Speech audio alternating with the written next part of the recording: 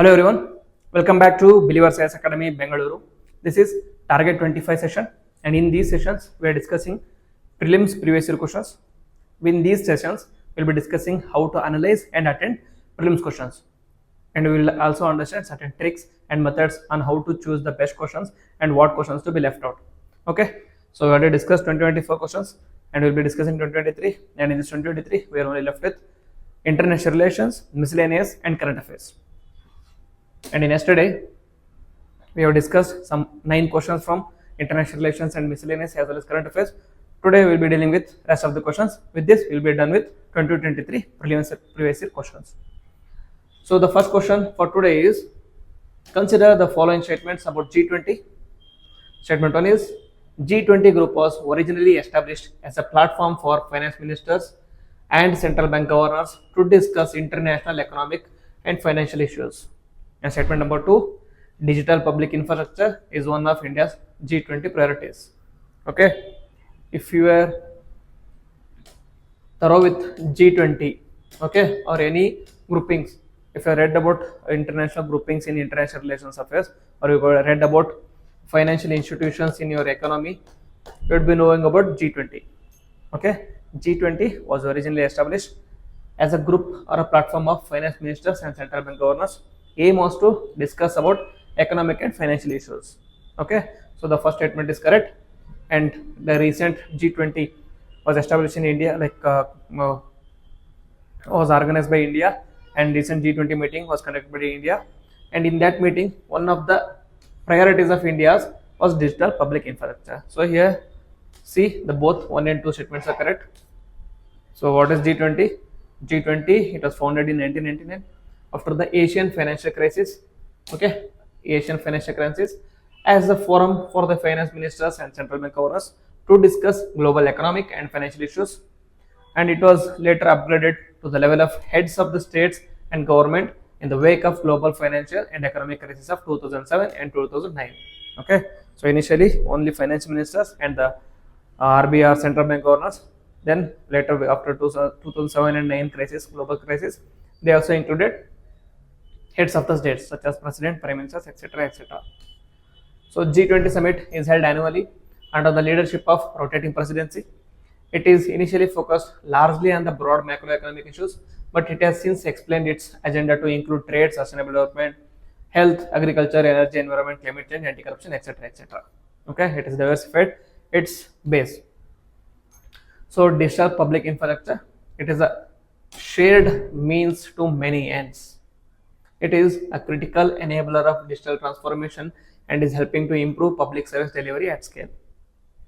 So designed and implemented well, it can help countries achieve their national priorities and accelerate sustainable development goals. So the Ministry of Electronics and Information Technology, that is MeitY, partnered with United Nations Development Programme, that is UNDP, to drive collective action on digital public infrastructure during India's G20 presidency. Hence both statement 1 and 2 are correct. Then question number 12, consider the following statements. Statement 1 is, Switzerland is one of the leading exporters of gold in terms of value. Statement number 2, Switzerland has the second largest gold reserves of the world. Here you could have guessed the question here. Switzerland is one of the leading exporters of gold in terms of value. This can be true even if you don't know properly, but this statement is the second largest gold reserves in the world. Okay, just imagine the size of the country of Switzerland. Okay, it is a small state in the Europe, which is even smaller than the Karnataka state in India. So like there are many states in the world, there are many countries in the world which are very large, which are very huge. So there are chances that many other countries might also house gold reserves greater than Switzerland. You can just use your common sense here, based just on the size of the Switzerland country. So this statement 2 is kind of extreme, second largest gold reserve in the world. So if you had deleted this question or this statement, you would have answered this very easily. So here the statement is, a correct answer is option number 3, that is 1 is correct but 2 is incorrect. Okay, so why statement 1 is correct? 1 is correct because Switzerland is one of the leading exporters in terms of gold in values in US dollars in 2021. Switzerland is consistently what's leading gold exporting country based on value In addition, being the largest exporter of gold value, Switzerland is also consistently the largest importer of gold based on the value in world. So this can be explained by the fact that Switzerland refines some 70% of the world's gold. Okay, Switzerland is able to export more because of its capacity to refine the gold. Okay, this is what makes Switzerland one of the leading exporters of gold in terms of value. Switzerland imports unrefined gold and exports it in the refined form. Okay, now with 1040 tons of gold, Swiss National Bank has the seventh largest gold reserves in the world. Okay, it has the seventh largest gold reserves, not the second one. Okay, so here the common sense works in a way. Then consider the following statements. Recently, United States of America and the European Union launched the Trade and Technology Council. The US and the European Union claim that through this they are trying to bring technological progress and physical productivity under their control. So here, even if you don't know the first question, first statement, that is recently USA and European Union have launched Trade and Technology Council. They may not have, but see the second statement. Okay, observe it carefully. The US and the EU claim that through this they are trying to bring technological progress and physical productivity under their control. Okay, under their control. So this aspect you could have guessed it. Okay, no country brings a launch a council which is aim is to bring something under their control. Okay, so any council which has a aim of bringing their under control, then many other countries would be hesitant to join those councils. Most of the times these extreme statements are wrong. So here statement option 3 is the correct. That is statement 1 is correct, but statement 2 is incorrect. So explanation. Recently, USA and European Union have launched Trade and Technology Council. Yes. Then EU and the US Trade and Technology Councils serves as a forum for the United States and European Union to coordinate approaches to the key bilateral global trade, economic and technology issues and deepen transatlantic trade and economic relations based on these shared values. It was established in European Union and US Summit on 15 June 2021 in Brussels. And statement 1 is correct. But the second one, European Union and US discussed TTC work with a focus on issues related to artificial intelligence, semiconductors, information and communication technology services. Through the Council, EU and the US are working together to ensure that the trade and technology serve societies and economies while upholding the common values. So it is to serve the societies, not to bring them under their control. Okay, and strengthen their technological and industrial leadership. Expand bilateral trade and investment. So statement 2 is correct. Okay, whenever there is any organization, okay, suppose G20 or any council, okay, any councils, their aim or objectives will always be in the positive sense. Okay, no group or no organization is going to say that we are going to bring it under our control, we are going to rule it like this, we are going to lead the world, we are going to have this under control, we are going to own this, etc., of negative connotations. Most of the times the objectives will be in the positive sense, and even with respect to schemes also, government schemes also, they will be in the positive sense only. Okay, whenever there is it in the positive sense, most of the times, okay, most of the times that is correct. Okay, that statement is right. But if it is of the negative sense, that statement will be most of the times will be wrong. Then consider the following statements. The Stability and the Growth Pact of European Union is a treaty that limits the level of budgetary deficit of the countries of European Union, makes the countries of European Union share their infrastructure facilities, enables the countries of European Union to share their technologies. Okay, here also, just imagine, makes the countries of European Union to share their infrastructure facilities. Okay, so no European Union or no country, even though they have a trade bloc, it is not going to force another country to share the infrastructure facilities. It enables the countries to share the technologies. Again, this one, no country, no matter how close they are, no matter if they belong to same trade bloc, no matter if they are enemies, no matter they are friends, no country wants to share the technologies, because the technology is a result of lot of research and development, so a lot of investment has gone into that one. So most of the times the countries are hesitant to share the technologies. So here it can limit the levels of budgetary deficit of the countries of European Union. This can be right because European Union is a trade bloc. Okay, if any country is having higher budget deficit, it is going to impact European Union as a whole. So it is trying to limit the budgetary deficit. It is trying to limit a country from entering into economic shock. It is trying to limit a country into any kind of economic issues or economic burdens, which is going to hamper the European Union in the return. Okay, so here the correct answer here is A1 only, that is statement 1 is correct, that is stability and the growth pact. In the name itself it says stability and the growth pact is a political agreement that sets limit on the fiscal deficits and the public debt of the member states of European Monetary Union. Okay, and then these guidelines are intended to ensure sound management of public finances, etc., etc. The European Stability and Trade Pact does not make any provisions related to sharing of infrastructure or technology. Okay, so statement 2 and 3 are incorrect. Okay, you can just make like use the common sense here. Then consider the following statement. Recently, all the countries of United States have adopted first ever compact for international migration, the Global Compact for safe, orderly, and regular migration. The objectives and the commitments stated in the GCM are binding on the United Nations member states. GCM addresses internal migration or internally displaced migration peoples also in its objectives and commitments. Okay, see here, all the countries, okay, of the United Nations have adopted first ever compact international migration. Okay, so most of the countries are dealing with the problem of migration, especially illegal migration. So most of the countries are not going to like sign a treaty of United Nations which is going to be binding on the United Nations members.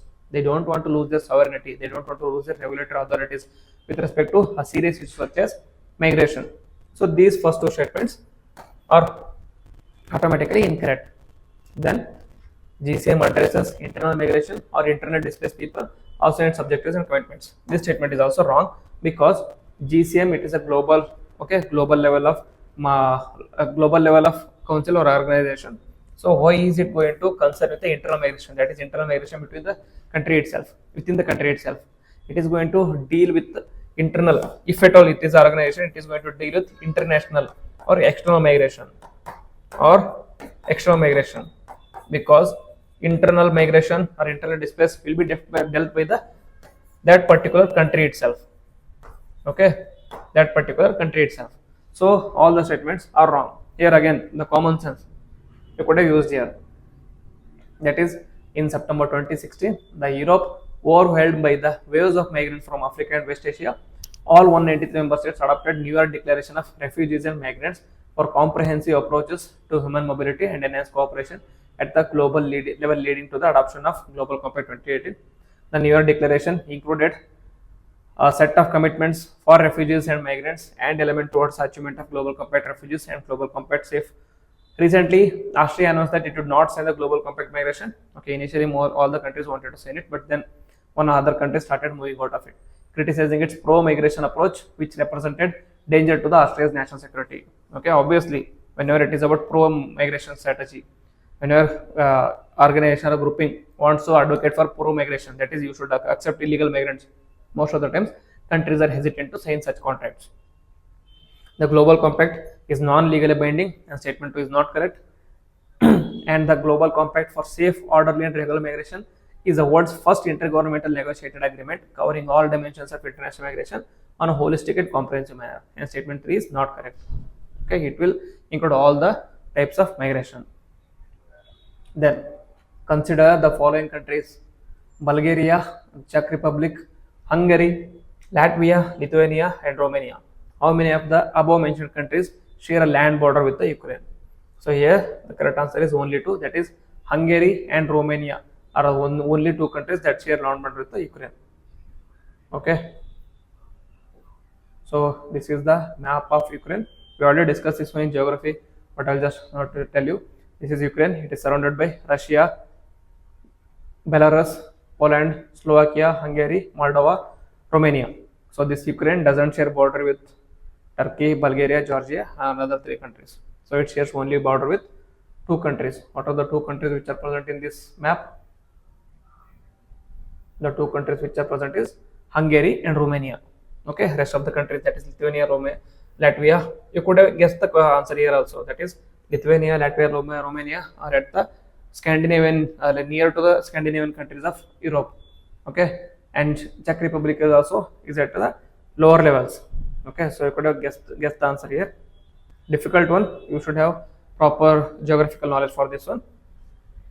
Then, which of the following countries has its own satellite navigation system?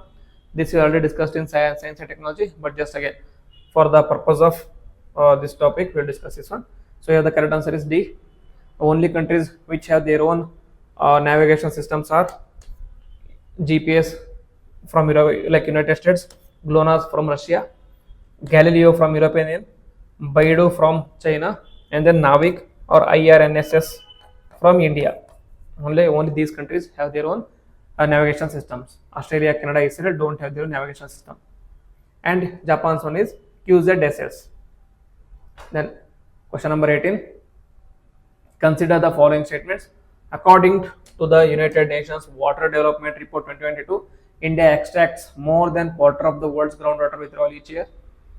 Statement 2. India needs to extract more than quarter of the world's groundwater each year to satisfy its drinking water and sanitation needs. Almost 18% of the world's population living in its territory. Statement 1 is right because India does extract more than 1/4 of the groundwater withdrawal each year. But this second statement, it is not for the purpose of drinking water and sanitation. It is mainly for the irrigation or agricultural needs. Agriculture is the main culprit behind groundwater depletion. So the statement here is statement 2 is incorrect. So option 3 will be the right answer. Then India is the explanation largest user of groundwater in the world. It uses an estimated 230 cubic kilometers of groundwater per year, over a quarter of global total, according to World Bank. More than 60% of the irrigated agriculture and 85% of the drinking water supplies are dependent on groundwater. Urban residents increasingly rely on groundwater due to unreliable, inadequate municipal water supplies. Because 18% of the groundwater is used for irrigation purposes, since statement 2 is incorrect. It is not mainly for the drinking and sanitation, but it is mainly for the irrigation purpose.